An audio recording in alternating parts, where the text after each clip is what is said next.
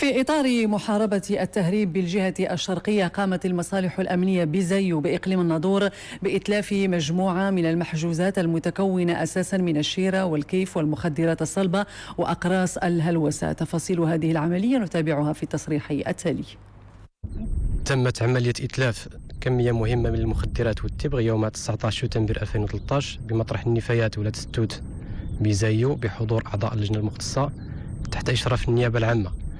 همت عملية الإتلاف أساسا حوالي 6 أطنان من مخدر الشيرة، نصف طن من الكيف، كيلو 300 غرام من المخدرات الصلبة، حوالي 5500 قرص من حبوب الهلوسة، 200 كيلوغرام من التبغ غير المصنع، 28500 علبة سجائر مهربة. وتمثل هذه الكمية مجموع المحجوزات المضبوطة من طرف مختلف الأجهزة الأمنية من جمارك ودرك وأمن وطني خلال مدة ناهزت حوالي 16 شهر.